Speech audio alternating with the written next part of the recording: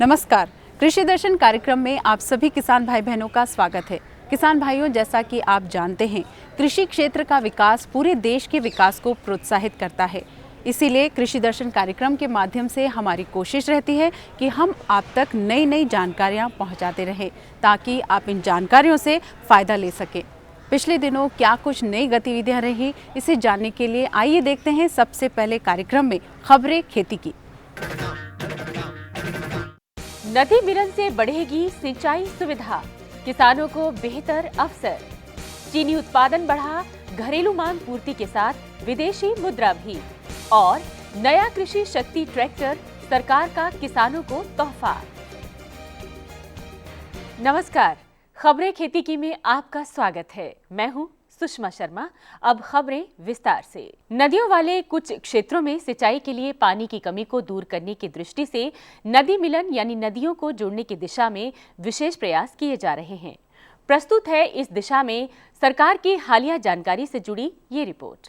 हिलोरे लेती ये नदियां न केवल पेयजल का स्रोत हैं, बल्कि सिंचाई का महत्वपूर्ण साधन भी हैं।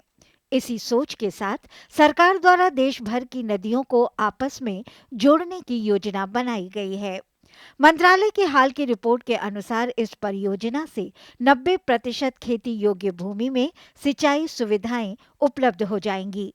ग्रामीण विकास मंत्री चौधरी वीरेंद्र सिंह ने इस विषय में स्पष्ट किया है कि इस पहल को फिलहाल 10 राज्यों में लागू किया जा रहा है। इस तरह से वर्तमान सिंचाई आवश्यकताओं की पूर्ति की जा सकेगी। जन जन के जीवन में मिठास घोलती चीनी की मांग पूर्ति हर वर्ष बढ़ती जाती है। गर्व का विषय है कि इस वर्ष घरेलू खपत की पूर्ति तो होगी ही, निर्यात भी किया जा सकेगा। प्रस्तुत है आंकलन आधारित एक रिपोर्ट। मिठास भरी ये फसल देश में चीनी मांग की पूर्ति का आधार बन रही है।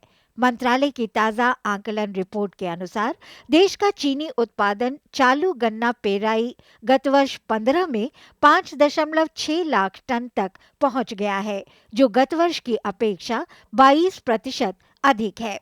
इसी आधार पर इस वर्ष का चीनी उत्पादन आकलन 250 लाख टन से भी अधिक होने की घोषणा की गई है। इस तरह से उत्पादक और उपभोक्ता दोनों लाभान्वित होंगे। ट्रैक्टर निर्माण की दिशा में विश्व स्तर पर अग्रणी भारत द्वारा कृषि शक्ति नाम से एक नया ट्रैक्टर निर्मित किया गया है। सरकारी प्रयासों की ये दिन किसानों के लिए सस्ती और प्रभावी है। खेतों में मशीनीकरण के नए अध्याय जोड़े गए हैं। गर्व का विषय है कि हम ट्रैक्टर उत्पादन में आगे खड़े हुए हैं, जो विश्व कीर्तिमान है। इस संदर्भ में एक और सफलता आ जुड़ी है। छोटी जोत वाले किसानों की सुविधा के लिए सरकार ने कृषि शक्ति नामक ट्रैक्टर निर्मित किया है। वैज्ञानिक एवं औद्योगिक अनुसंधान परिषद यानी CSIR द्वारा विकसित ये ट्रैक्टर किसान उपयोगी है, जिसमें 11.2 हॉर्स पावर का डीजल इंजन लगा हुआ है। ये नया ट्रैक्टर सस्ता और प्रभावी है। नई दिल्ली के प्रगति मैदान में आयुर्वेद द्वारा पशुपालकों के लिए एक नई तकनीक की मशीन की प्रदर्शनी लगाई है, जो कि 7 दिनों के अंदर पशुओं के लिए चारा तैयार करती है। क्या है ये तकनीक, आइए जानते हैं। हमारे संस्थान ने एक नई टेक्नोलॉजी विकसित की है, जिसे आयुर्वेद हाइड्रोपोनिक तकनीकी कहते हैं। ये तकनीकी जो है पशुओं के लिए चारा बिना मिट्टी के उगाया जाता है, और इसमें सिर्फ 7 दिन के अंदर पशुओं को खिलाने के लिए एक बहुत ही पौष्टिक चारा 7 दिन के अंदर तैयार हो जाता है। और विशेष बात यह है कि ये मशीन 24/7/365 डेज अर्थात पूरे साल हमारे पशुपालकों को चारा उपलब्ध करा सकती है। और इसमें मक्के का चारा है, इसमें जो है जौ का, गेहूं का, बहुत सारे जो पशुओं को खिलाने वाले चारे हैं उनको उगाया जाता है। और सबसे बड़ी अच्छी बात यह है कि ये छोटी से छोटी 60 किलो है, जो कि 5 पशुओं के लिए चारा बना सकती है। और बड़ी से बड़ी है जो कि 1000 किलो है, और उसमें जो है आप 40 पशुओं के लिए चारा जो है वो तैयार कर सकते हैं। बदलता मौसम यानी किसान की और भी अधिक सजगता। देश के विभिन्न क्षेत्रों में मौसम की क्या स्थिति है और उसके अनुरूप आप क्या कृषि कार्य कर सकते हैं, इसीलिए आइए लेते हैं मौसम की जानकारी।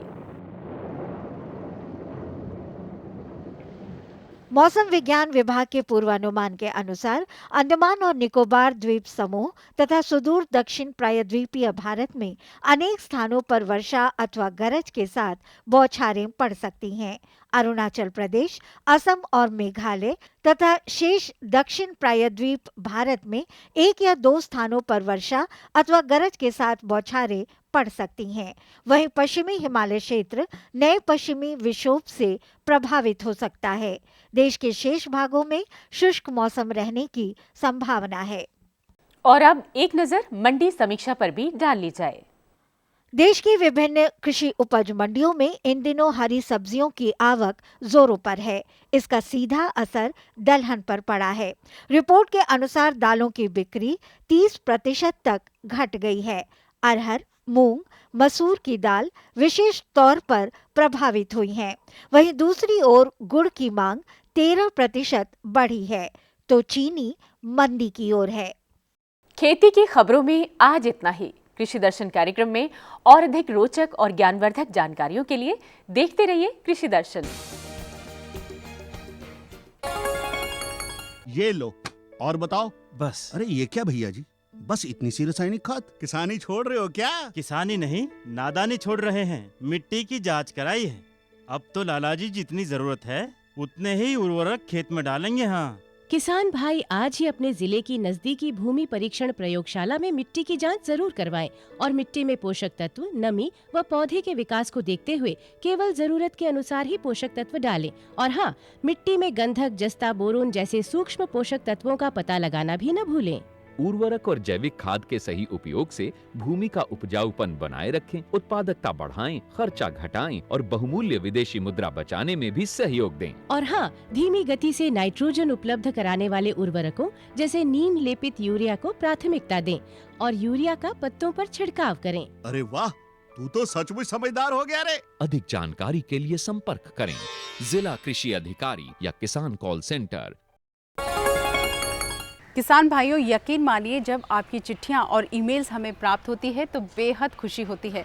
साथ ही ये एहसास होता है कि आप हमारे कार्यक्रम में पूरी तरह से दिलचस्पी ले रहे हैं। आज आपकी चिट्ठी और आपका ईमेल कार्यक्रम में आपके पत्रों के जवाब दिए जाएंगे कृषि विशेषज्ञों द्वारा। तो आइए देखते हैं आपकी चिट्ठी, आपका ईमेल।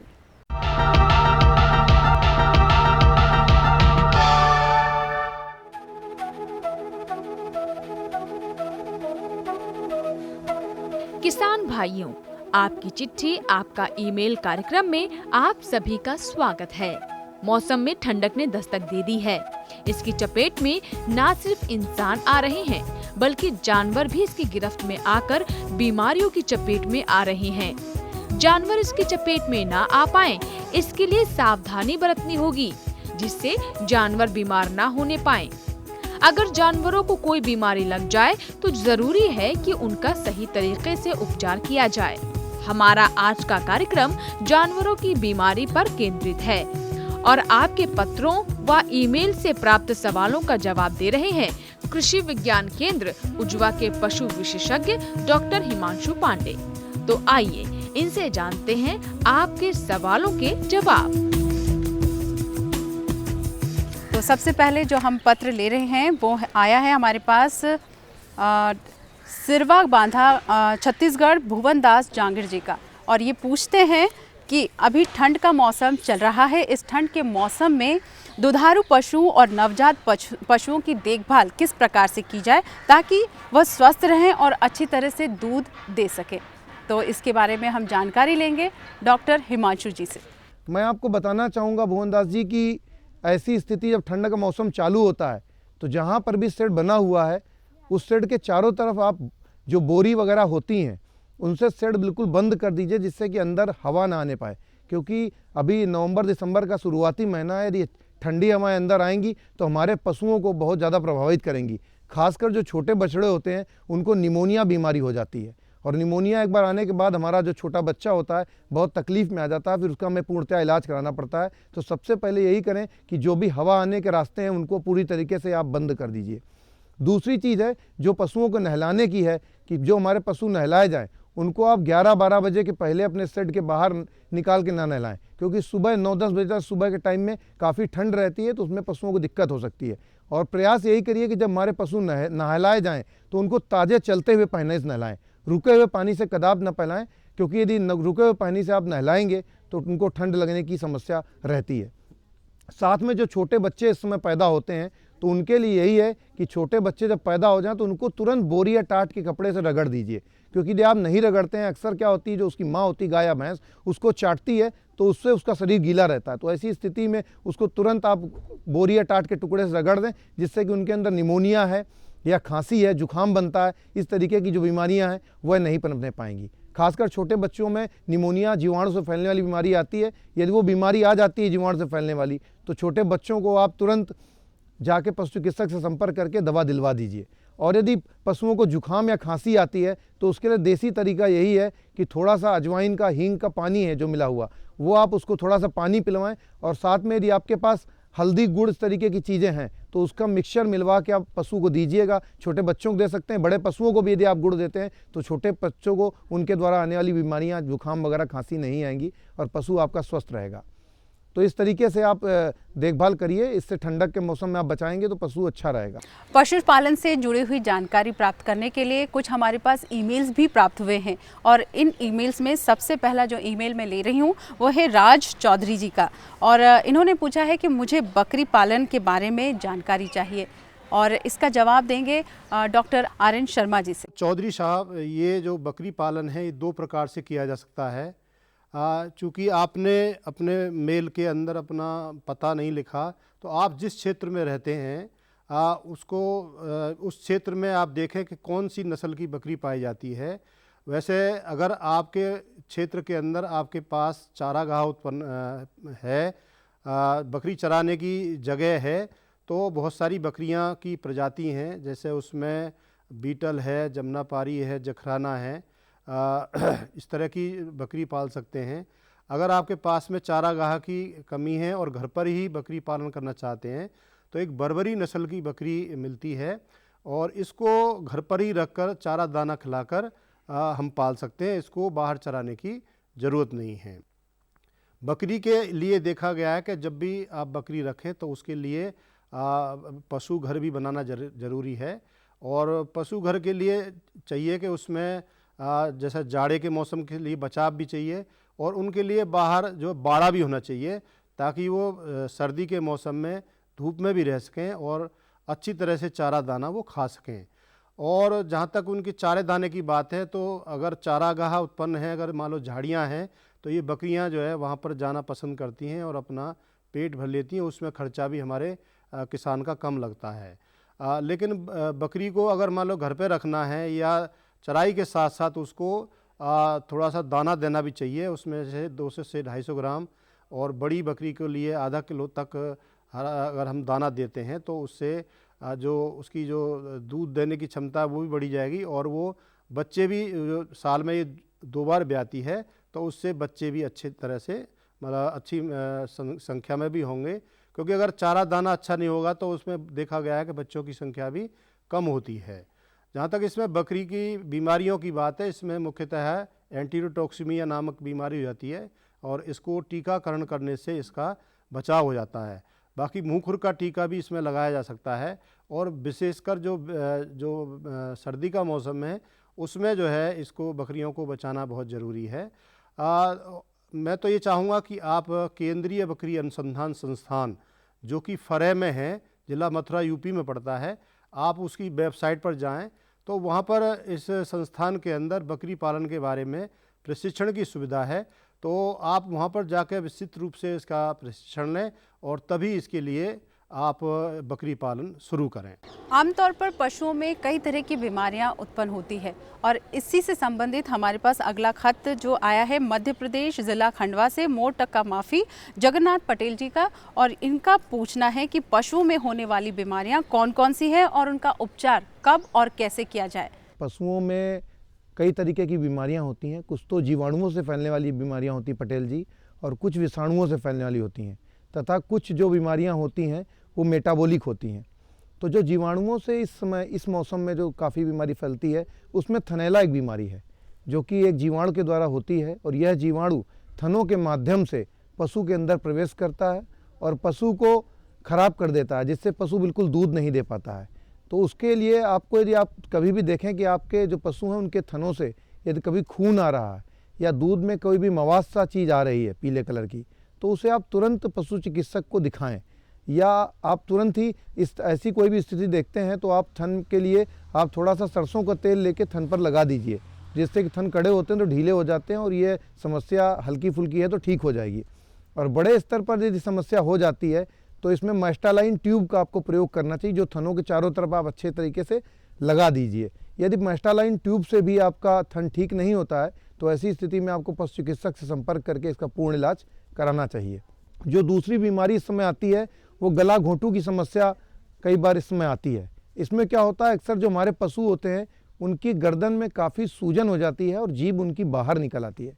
गला घोंटू बीमारी आ जाने पर अक्सर पशु जो हमारा है दूध से बिल्कुल नहीं चलता और दूध उसका बिल्कुल कम हो जाता है। इसके लिए आपके लिए बढ़िया होगा कि आप जुलाई के महीने में इसका टीकाकरण अवश्य करवा लें, जिससे कि गला घोंटू से रोग से आपके जानवर को मुक्ति मिल जाएगी।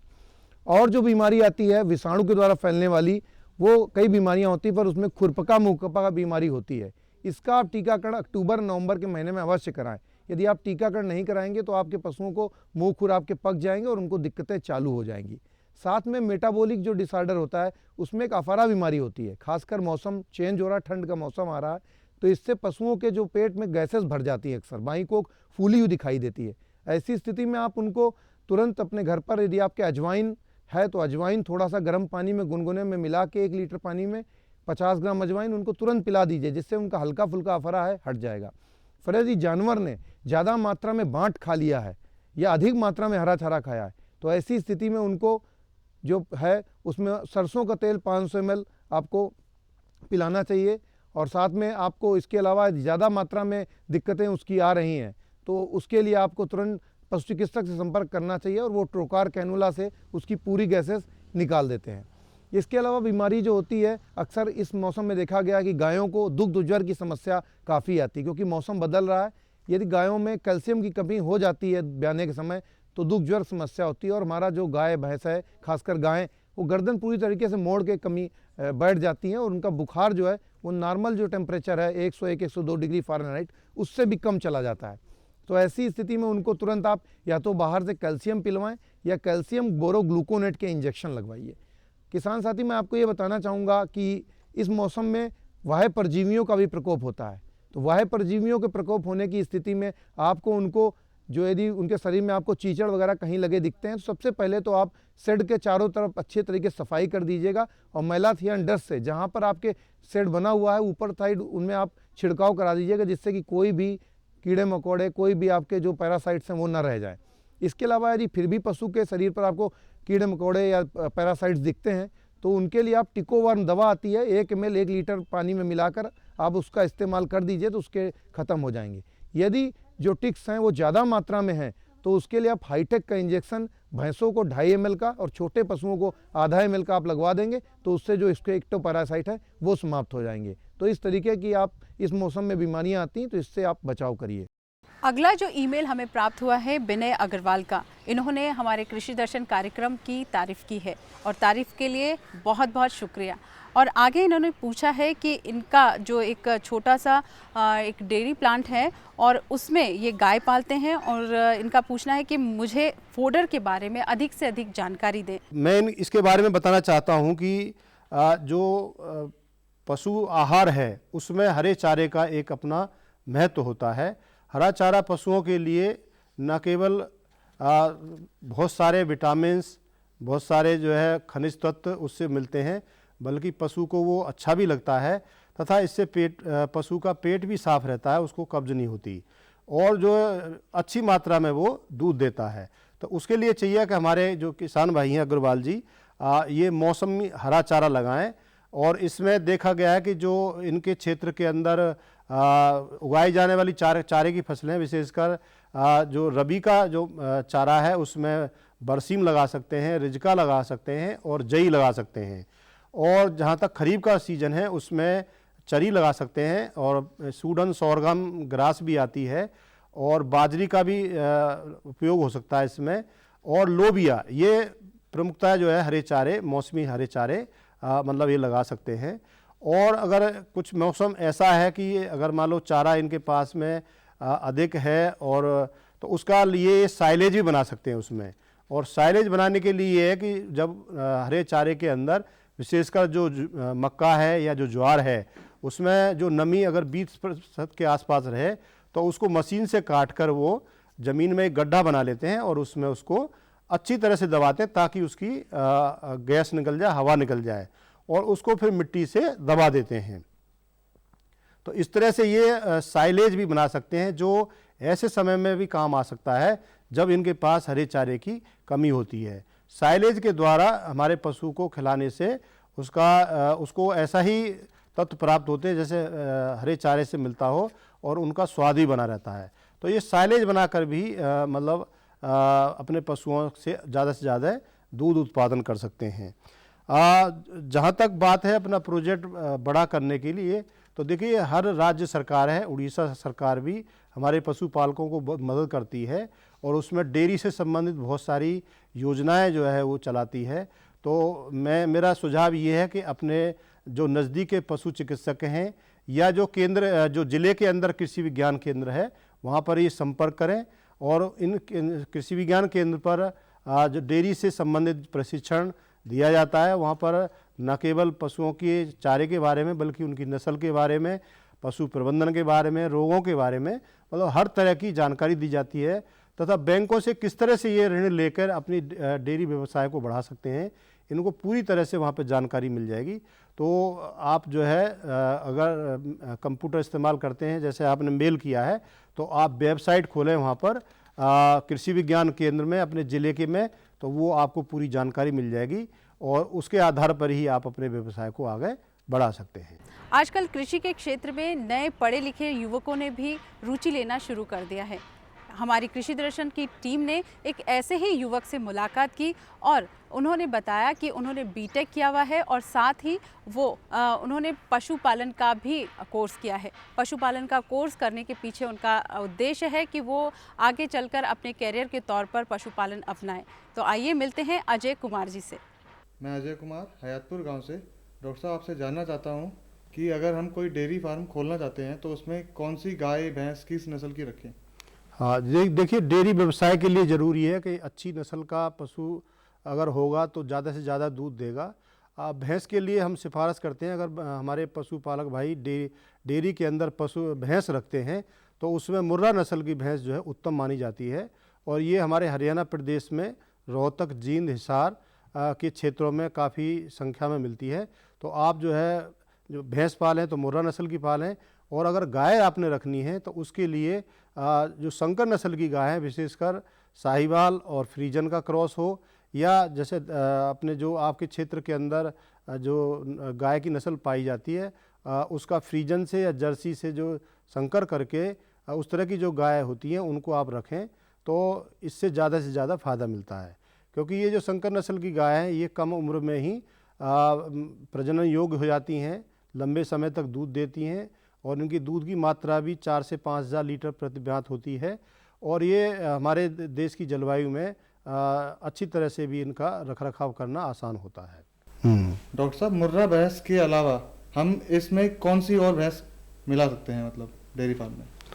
हाँ, देखिए वैसे तो जो हमारी मुर्रा नस्ल की भैंस है ये सर्वश्रेष्ठ मानी गई है, परंतु अगर मान लो आप ये नहीं मिल पाती है, कम संख्या मिल पाती है तो आप जो है नीली रावी नस्ल की भैंस है उसको भी पाल सकते हैं। पंजाब के प्रांतों में काफ़ी मात्रा मिलती है और इसकी विशेष पहचान ये है कि इसका जैसे आँखें सफ़ेद होती हैं, नाक पर सफ़ेद होता है, पूँछ सफ़ेद होती है, चारों पैर सफ़ेद होते हैं। तो ये नीली रावी नस्ल की भैंस भी अच्छा दूध उत्पादन करती है। उसके अलावा सुरती पाल सकते हैं, महसाना है, जाफराबादी है, ये हमारे देश के अंदर बहुत अच्छी कई नस्ल है अवेलेबल हैं, तो आप इनको पाल कर भी अपना डेयरी व्यवसाय चला सकते हैं। किसान भाइयों, आपके इस कार्यक्रम में हमारा प्रयास रहता है कि आपके सवालों व जिज्ञासाओं का सही जवाब दिया जा सके। हमें आपके पत्रों का बेसब्री से इंतजार रहता है। आप पत्रों से हमारा उत्साह वर्धन करते रहिए, जिससे हम आपकी जिज्ञासाओं का सही समाधान कर सकें।